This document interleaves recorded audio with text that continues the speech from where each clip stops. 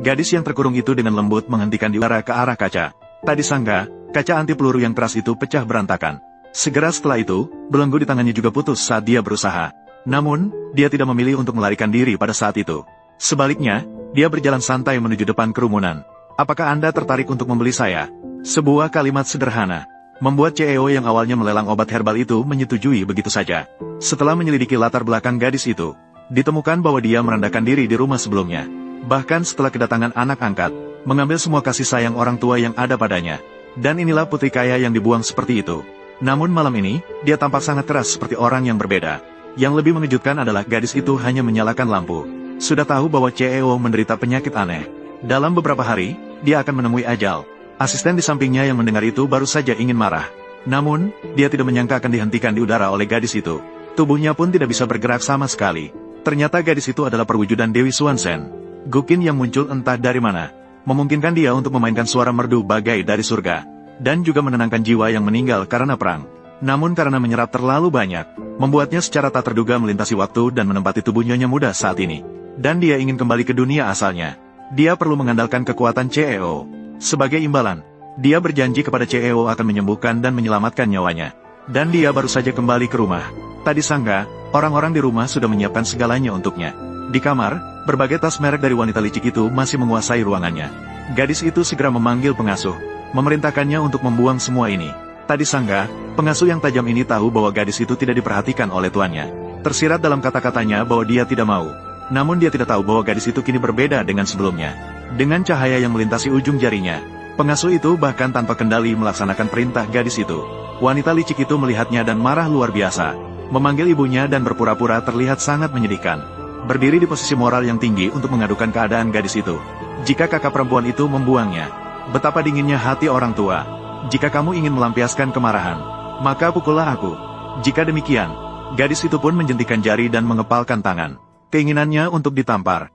Ibu di sampingnya bahkan berpikir, anak angkat itu benar-benar merasa bahwa dia telah melakukan kesalahan sehingga menghukum dirinya sendiri. Dia baru berhenti setelah menyetujui permintaan gadis itu. Kemudian gadis itu meminjam senjata terpentingnya dari kakaknya di meja makan. Ini adalah sesuatu yang bahkan wanita licik pun tidak diizinkan untuk menyentuh. Namun, dia menyetujui permintaan gadis itu.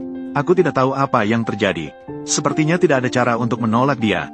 Gadis itu tahu bahwa semakin banyak pengejarnya, kekuatannya juga akan pulih lebih cepat. Mengenai kondisi saat ini, siaran langsung adalah cara yang sangat baik.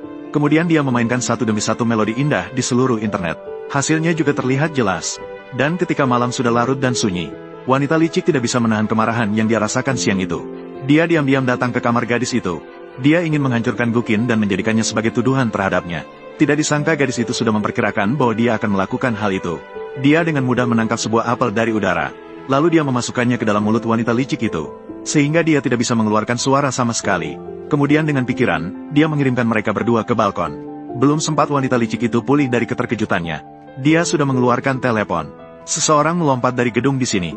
Kirimkan sebuah ambulans ke sini." Menunggu hingga keesokan harinya, wanita licik itu terbaring di rumah sakit. Ceritakan kejadian aneh kemarin kepada ibu. Dan ibu masih mengira dia berjalan sambil tidur dan jatuh bodoh. Di sisi lain, gadis itu melihat tanda di lengannya. Mengetahui bahwa kekuatan sihirnya sudah hampir pulih. Sudah saatnya untuk menepati janji. Menyelamatkan CEO yang nyawanya terancam. Kemudian, di depan anak-anak, dia melakukan keajaiban menghidupkan kembali orang mati. Mama, dia menghilang dari langit. Anak yang mati. Agar kamu mengurangi bermain ponsel. Matamu mungkin sudah kabur. Kebetulan, rumah sakit itu adalah rumah sakit tempat wanita licik berada. Ayah masih mengira dia datang untuk menjenguk anak angkatnya. Namun, dia justru berjalan mendekat dengan tenang. Kemudian, seluruh keluarga mengikuti gadis itu. Ingin melihat apa yang akan dia lakukan. Terlihat dia masuk sendirian ke ruang operasi. Dia bahkan malas menjelaskan kepada dokter dan hanya memberi instruksi singkat.